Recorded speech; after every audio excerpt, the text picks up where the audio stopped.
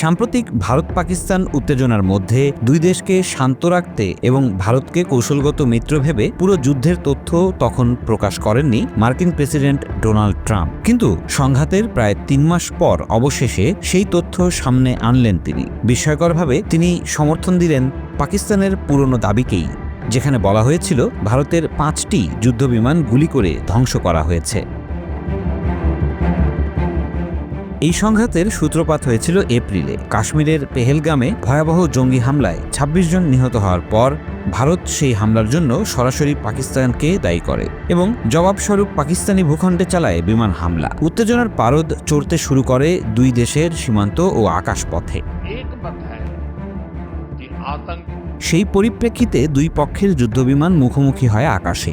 ভয়াবহ সংঘর্ষে কোন পক্ষ কতটা ক্ষতিগ্রস্ত হয়েছিল সে বিষয়ে এতদিন অস্পষ্টতা ছিল। তবে এখন ট্রাম্পের বক্তব্যে পরিষ্কার হল আসল ক্ষয়ক্ষতি হয়েছিল ভারতেরই। হোয়াইট হাউসে এক নৈশভোজে রিপাবলিকান আইন প্রণেতাদের উদ্দেশ্যে ট্রাম্প বলেন, বিমানগুলোকে আকাশেই গুলি করা হয়েছিল। ৫টি, ৪ কি ৫টি। তবে আমার মনে হয় প্রকৃতপক্ষে ৫টি যুদ্ধবিমান গুলি করে নামানো হয়। যদিও তিনি ঠিক বলেননি কোন দেশের কতটি বিমান ধ্বংস হয়েছে। কিন্তু ট্রাম্পের বক্তব্য যে পাকিস্তানের দাবির সঙ্গে মিলে গেছে তাতে বিস্মিত নয় কূটনৈতিক বিশ্লেষকরা। ইসলামাবাদ বরাবরই বলে আসছিল সংঘর্ষে ভারতের ৫টি যুদ্ধবিমান তারা গুলি করে ভূপাতিত করেছে, যদিও দিল্লি সে দাবি অস্বীকার করে আসছিল। ভারতও দাবি করেছিল তারা পাকিস্তানের কিছু যুদ্ধবিমান গুলি করে নামিয়েছে। তবে ইসলামাবাদ দাবি করে তাদের কোনো বিমান ভূপাতিত হয়নি, যদিও তারা স্বীকার করে একাধিক বিমান ঘাঁটি ক্ষতিগ্রস্ত হয়েছিল। এই বিবাদের মধ্যে মে মাসে অস্ত্রবিরতি কার্যকর হয়। ট্রাম্প দাবি করেছিলেন এটি তার কূটনৈতিক উদ্যোগেই সম্ভব হয়েছে, কিন্তু ভারত তা নাকচ করে বলে দুই দেশের আলোচনার মাধ্যমেই এই সমঝোতা হয়, তৃতীয় কোনো পক্ষ এতে জড়িত ছিল না। ভারতের দীর্ঘদিনের অবস্থান হল পাকিস্তানের সঙ্গে দ্বিপাক্ষিক বিরোধে তারা কখনোই তৃতীয় পক্ষের হস্তক্ষেপ চায় না। সে কারণে ট্রাম্পের মধ্যস্থতার দাবি তখন কূটনৈতিকভাবে অস্বস্তির সৃষ্টি করেছিল।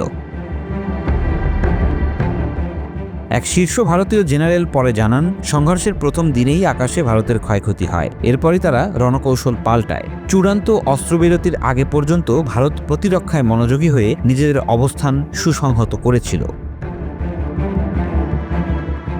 কাশ্মীর ইস্যুতে দুদেশের অবস্থান এখনও বিপরীত। ভারত দাবি করে জঙ্গি হামলা হয়েছে পাকিস্তান প্রেরিত গোষ্ঠীর মাধ্যমে, আর ইসলামাবাদ তা অস্বীকার করে নিরপেক্ষ তদন্তের আহ্বান জানায়। ওয়াশিংটন এই হামলার নিন্দা জানালেও সরাসরি পাকিস্তানকে দায়ী করেনি। তবে হামলার সঙ্গে সংশ্লিষ্ট থাকার অভিযোগে যুক্তরাষ্ট্র দ্য রেজিস্ট্যান্স ফ্রন্ট TRF-কে বিদেশি সন্ত্রাসী সংগঠন হিসেবে তালিকাভুক্ত করেছে। ভারতের দাবি লস্করে তৈয়বার এই শাখাই পেহেলগামের হামলার জন্য দায়ী।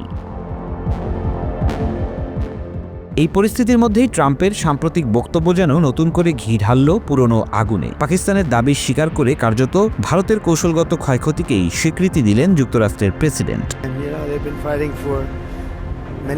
ট্রাম্পের এই দাবি নিয়ে ভারতের অবস্থান কি তা এখনও আনুষ্ঠানিকভাবে জানানো হয়নি। তবে এই বক্তব্যকে কূটনৈতিক চাপে পরিণত করতে পারে ইসলামাবাদ। আর দক্ষিণ এশিয়ায় দুই পরমাণু শক্তিধর দেশের দ্বন্দ্বে ট্রাম্পের এমন বক্তব্য কি নতুন জটিলতার ইঙ্গিত দিচ্ছে?